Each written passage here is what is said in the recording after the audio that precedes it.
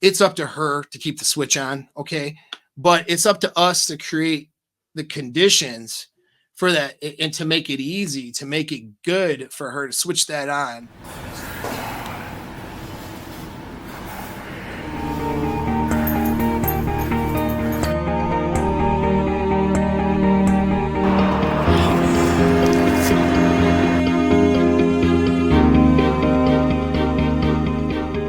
At the beginning of the relationship, the switch is on. All right. Now, why is that switch on? Well, let's talk about that. Well, we'll jump into this slide. So I have a slideshow. I'm trying to follow the slideshow, not be all over the place. So once she doesn't need sex to get the rewards, what happens? The switch comes off. This is not just transactional, by the way, model. It's everything roped up into it. All right. And I'll get to that, what I mean. Sex becomes a contest for her of how much she can get for doing as little sexually as possible. I don't know if I worded that well, but sex is a thing that she uses for power. Okay, and so when the perceived benefits of having power with her sexuality is higher than the benefits of the act of sex and the enjoyment she'll get out of it, it ends up becoming a contest. How much can I get for doing as little as possible? She's not consciously aware that she's doing this. All right, let me jump in. Some women are very consciously aware they do this. Some women are partners. They're crappy wives. They're crappy partners. And they're just like some guys, right? Some people, let's like make it gender neutral here, guys. Can't offend anybody. Some people are just assholes. I've had guys ask for advice. Usually they're not clients because they're not going to pay for the advice because they're too lazy and they're not that invested. And then they'll interrupt me in the middle of my advice to tell me all of the bullshit that they think, which is wrong. They don't want any advice. They don't want it. They're just assholes. They're assholes to their wives. They're assholes to their partners. They don't want to change anything. They just want to get what they want without any work.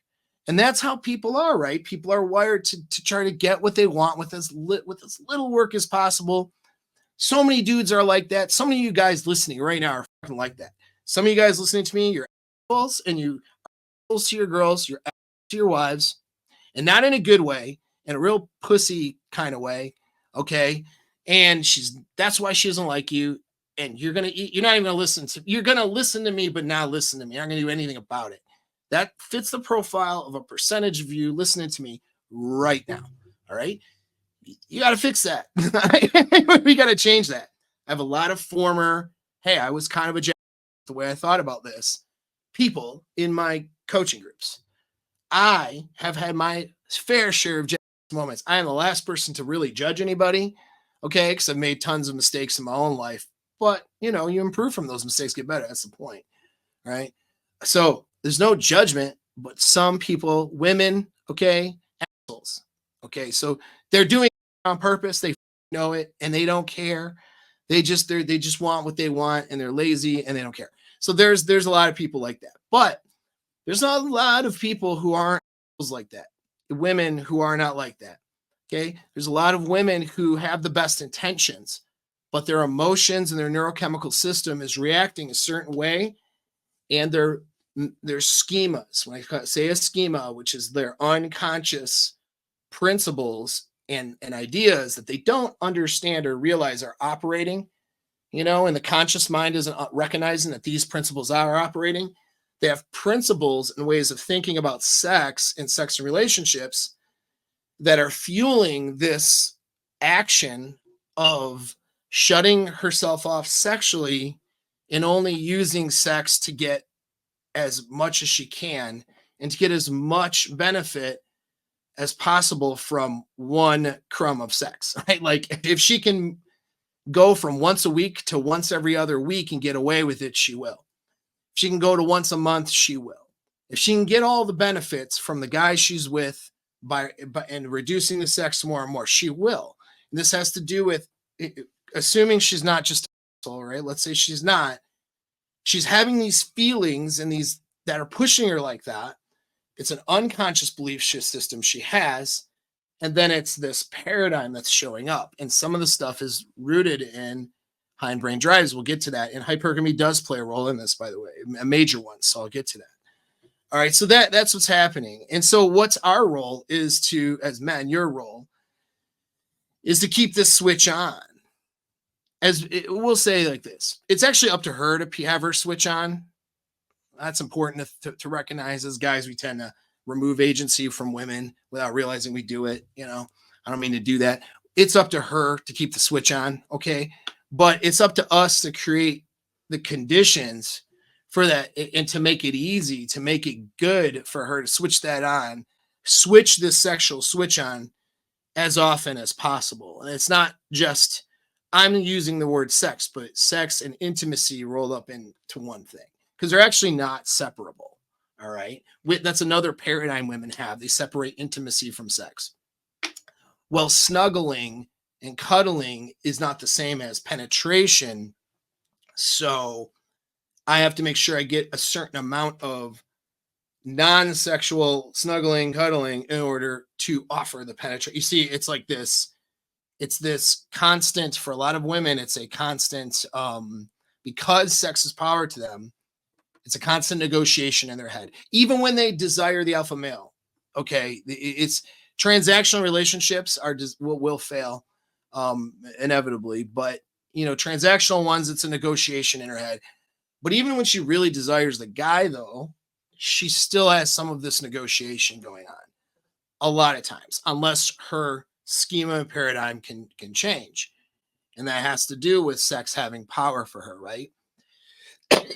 I mean, if you had the thing, if the thing you had, like, for example, if you're a powerful man with a ton of money, you got billions of dollars.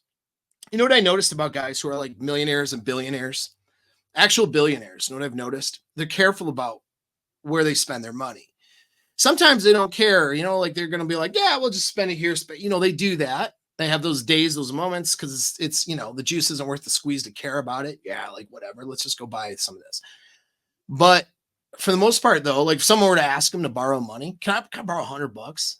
The billionaire is going to be like, dude, I don't just loan money out. I don't know what the fuck you think I am. Like, you know what I mean? Most of them are not just going to hand you $100, even though they totally could. Wouldn't affect their pocketbook. Why is that?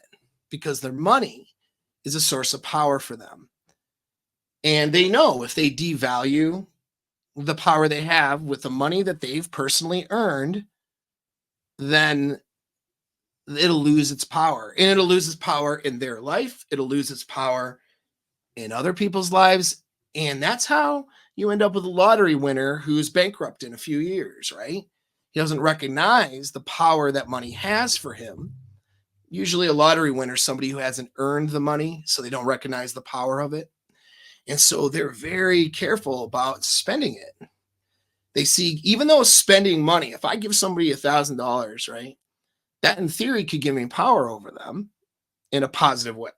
But if I don't frame that properly, it won't, right? That person I just gave money to might take me for granted. They might even resent me for giving them money.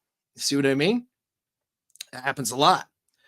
So that's a good analogy for sex, right? For women, because sex doesn't have the power for you guys as it does for women. Now it can. For me, sex has power because I know how to use it. But for most people, it does not. Okay. Because they don't know how to use it. As a man, though, you have to learn how to use it. Women just sort of automatically have it. And so, just like you're not letting someone borrow $100, this is why she's not just blowing somebody in an alley necessarily, unless she's that person who doesn't recognize the power she has with her sexuality. You see what I mean?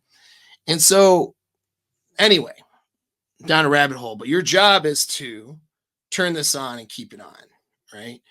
Well, we'll say your job is to create the conditions where this either gets turned on or stays on, or she doesn't get what she wants. You know what I mean? That's the other part. She's got to be the one to do it, though.